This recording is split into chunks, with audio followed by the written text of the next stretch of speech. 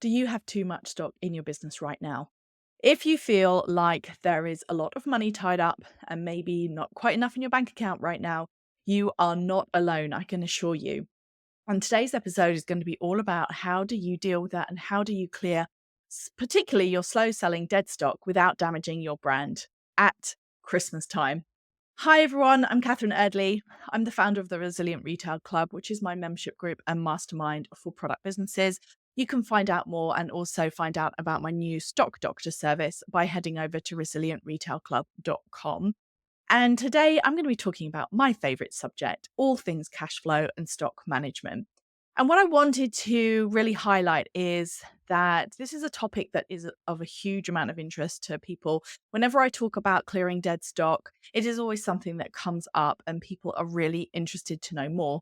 And I wanted to just point out the fact that if you feel like you've got too much stock, this is the perfect time for you to be doing something about it. So, what I wanted to talk you through today is what dead stock is, why it's so difficult and damaging to your business, and how do you actually shift it without hurting your brand.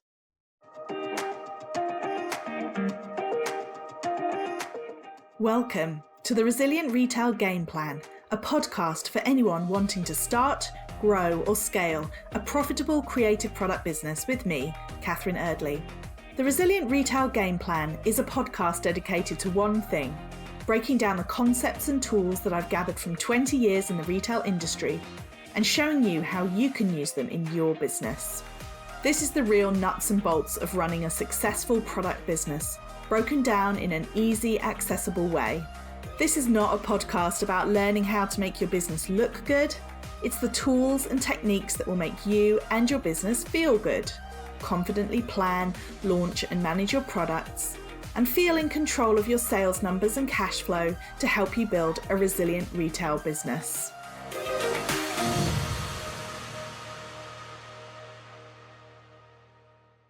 I'd like to start off by just talking about what really hurts brands. And what really hurts brands is the customer's perception that they can buy whatever they like from the business if they just wait long enough for a sale or a discount.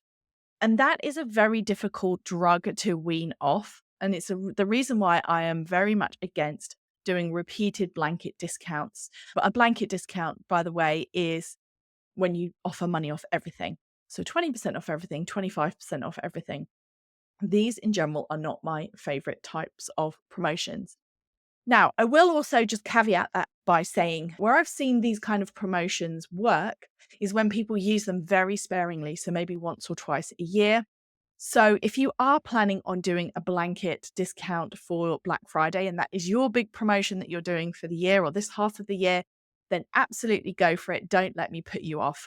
But I wanted to talk specifically about using Black Friday or this promotional time period, whether you participate in Black Friday or whether you go for something that is focused around, for example, Small Business Saturday a couple of weeks later.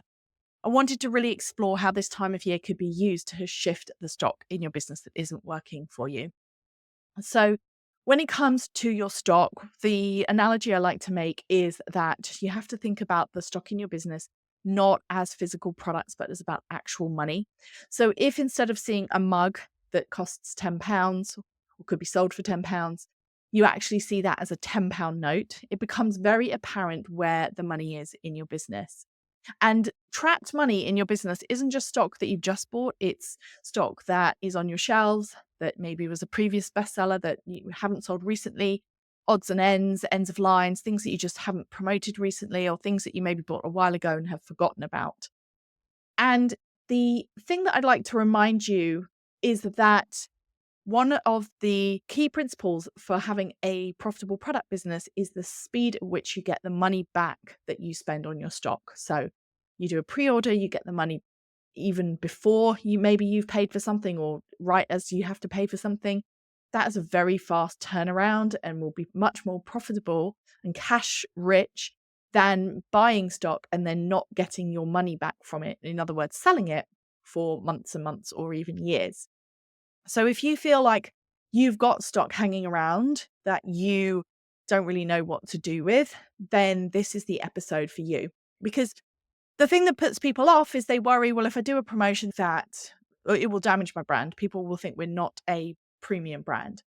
I would definitely say that promotions do get a bad reputation from that perspective, because if you think about the most prestigious retailers that you can think of, whether it's Liberty or Harrods or Selfridges, all of them will do promotions and sales and things like that.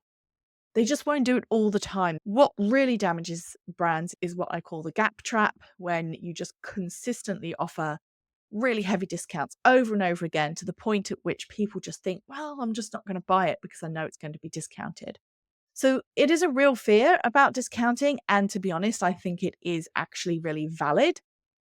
But this one hand, you don't want to be doing too much discounting. If you are sitting on a lot of stock, then you could really use this time of year where people are expecting to see promotions. You could really use this to shift some stock. I also think that consumers' perception about your business and what you're doing and discounting and things like that, I do think is actually really related to timing. So, January sales, for example, that is something that people completely get and understand. So, if you're running a sale in January, nobody's going to be batting an eyelid. And now, increasingly, people are expecting to see discounts and offers in November and December. So, again, this is not something that will really surprise people. They won't say, that business looks like they might be in trouble because they're running all of these offers. Now, if you did that at a typical prime selling time period, maybe it's, Mother's Day and you're selling all of your Mother's Day stuff at half off, like that starts to look distressed. But if you are discounting at a time when discounting is really common, then it's not going to feel nearly as out of line for the customers. So, all of that said, how do you actually do it in a way that is profitable? So, the key thing here is really to understand that not all stock is created equal, or not all stock has equal value to you and your business. And I have talked about this subject before on the podcast, but I just want to reiterate this idea just in case it's new to you, or as a reminder if you've heard me say it before. But I wanted to talk about stock buckets. So, stock buckets is what I suggest that you do. And this is really the key, the crux of how you clear stock profitably. Because really, your ultimate goal should always be to sell things at full price if you possibly can. But there will come a point at which you have to recognize that you're not going to sell things at full price. So, therefore, you have to make a decision about what you're going to do about it. So, the 5 buckets, I'm going to talk these through in more detail, but they are your prime stock, your okay stock, your ends of lines, your slow sellers, and your out of season stock. So, what you want to do is go through your reporting and have a look at the various different types of stock that you've got, and putting it, or mentally or with a highlighter, or put it in the spreadsheet and highlight it, however you want to do it, work out what you've actually got. So, prime stock, that is stock that basically makes up your best sellers.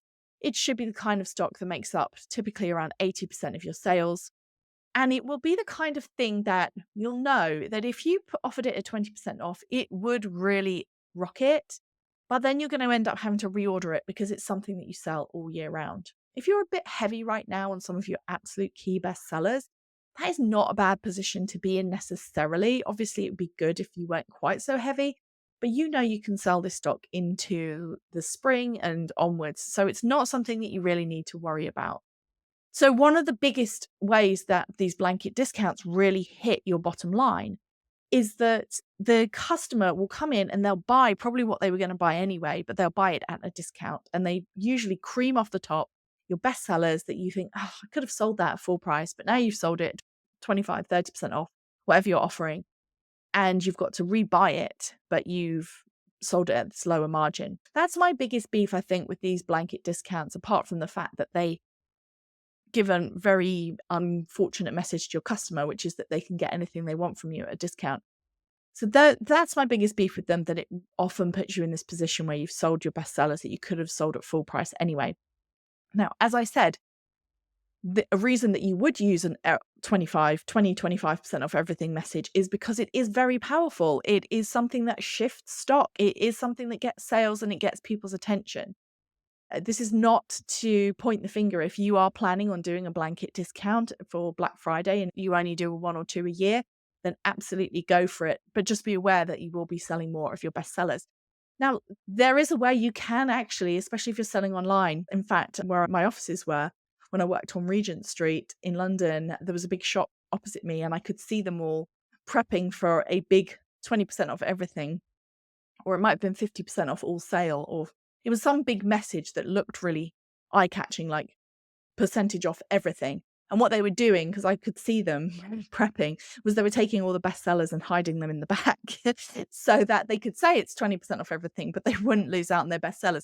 I mean, that is something that you can do. You could just hide things on your website, but generally speaking, that those messages are stronger, which is why you would use them. But if you were really dedicated to finding a way of specifically clearing stock without touching that prime stock, that is really why the identification process is so important. Go through and work out, like, what is, to be honest, not something that I should be discounting. What do I think I'd probably sell this at full price?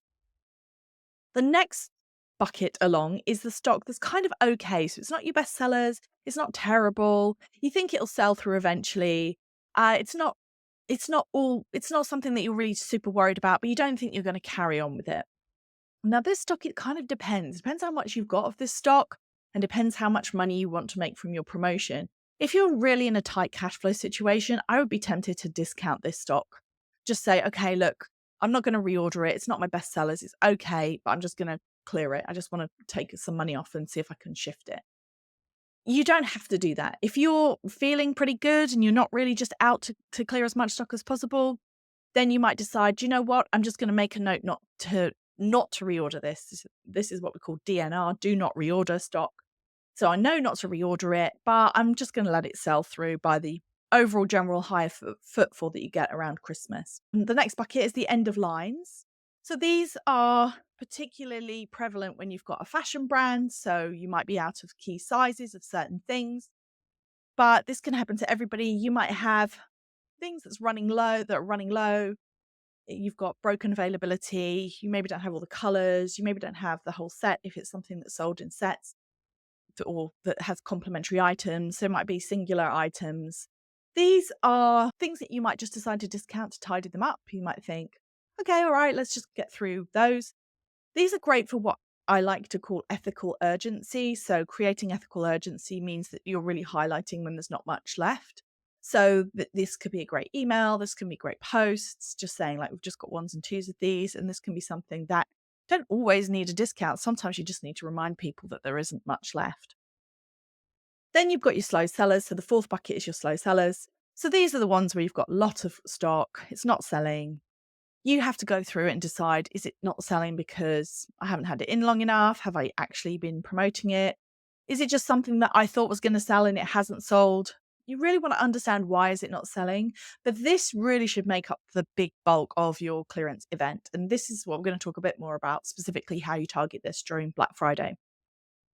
The final bucket is just to watch out for things that are just out of season. So if it's something that's super summery or super focused on, I don't know, Valentine's, Mother's Day, something that is extremely seasonal to a different time of year, then I would be tempted to just leave these alone as well, because, you know, you could really try and push it and try and clear through some of this stuff, or maybe you just want to whack a discount on, see what happens. But ultimately, you know why it's not selling. It's not selling because it's not the right time of year. So it's not necessarily the kind of thing that you want to focus in and target.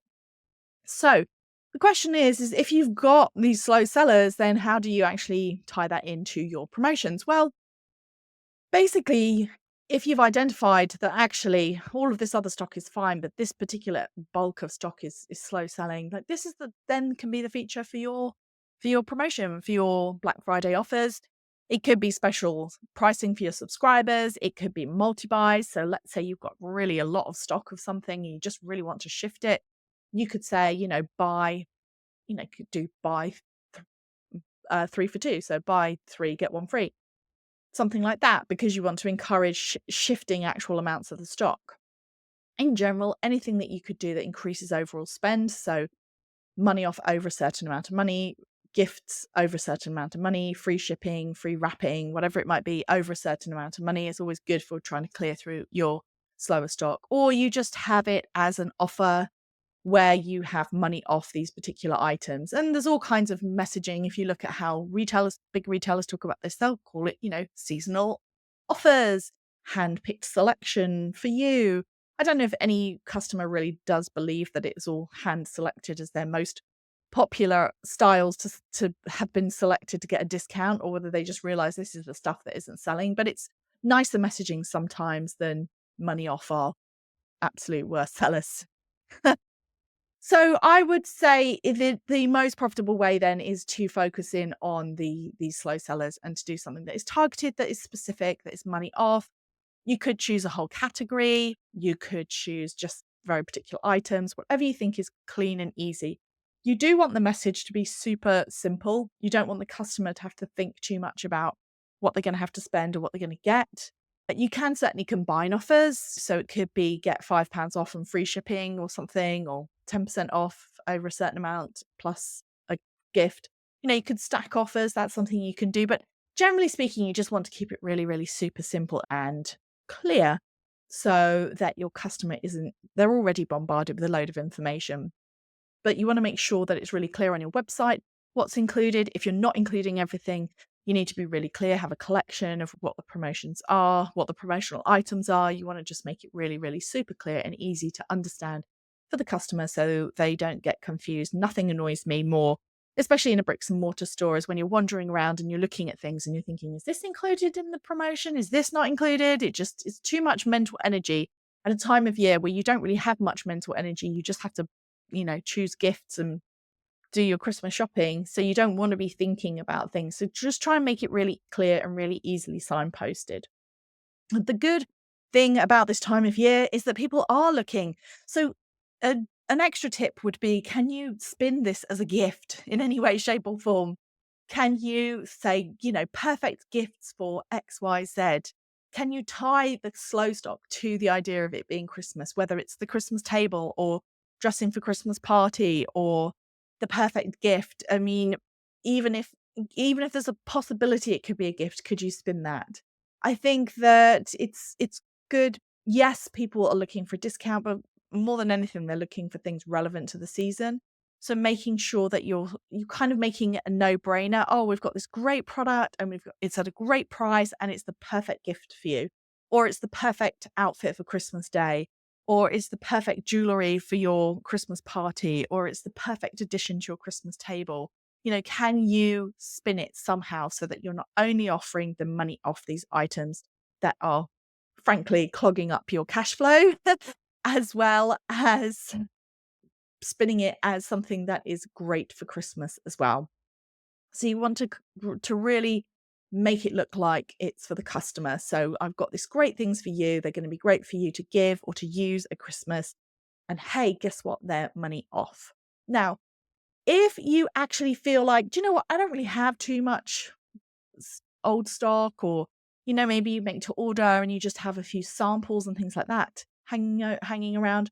There is nothing wrong whatsoever with you holding out until post-Christmas, whether or not you want to do a Boxing Day sale or a New Year's sale. There's absolutely nothing wrong with doing that instead of doing seasonal promotional offers.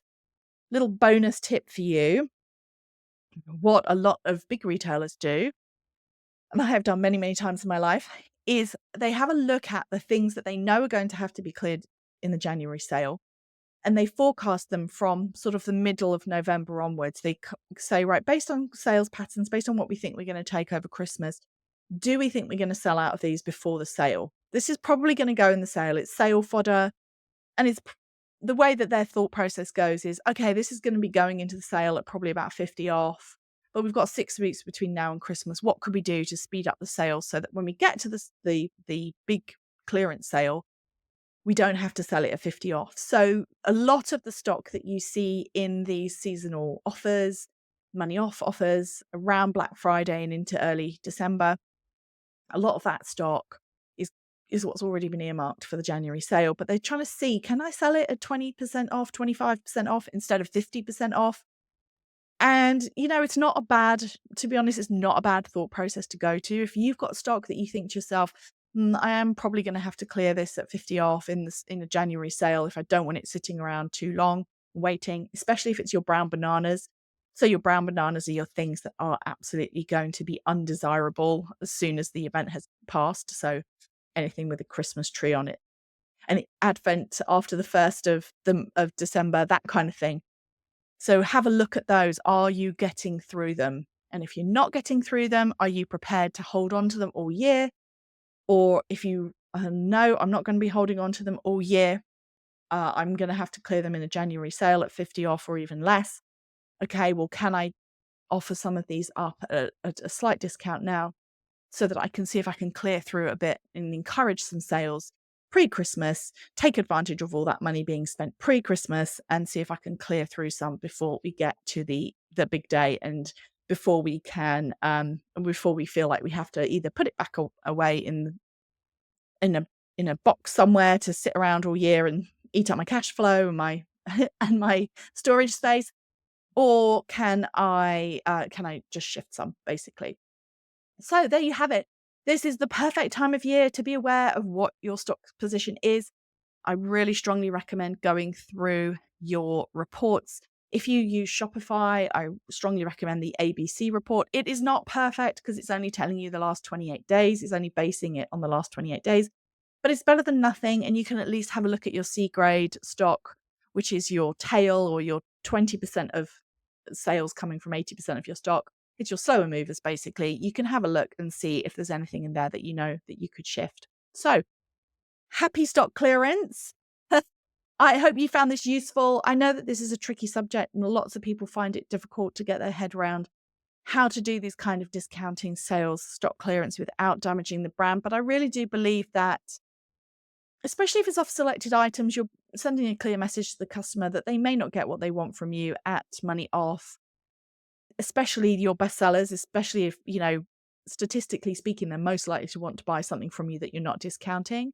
So I think that targeted promotions like that really do help with the whole avoiding of damaging your brands, but they can be really useful for actually shifting stock that is building up and really tying up your cash flow.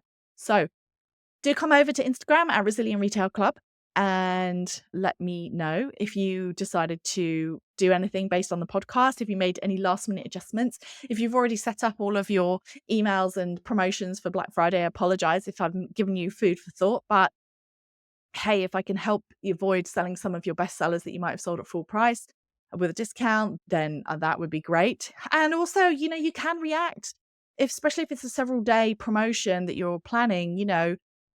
Big retailers, when we were in promotional time periods, we would be watching almost hourly what the sales were, and they would be reacting and changing. If things weren't going the way that they wanted to, they would shift and change. So you could always try something more targeted. And if you feel like it's really not working and you wanted to shift to blanket, then it's always a message you can send out that says, oh, surprise, we've had such a great reaction. We've decided to offer money off the whole store. It's always that kind of thing.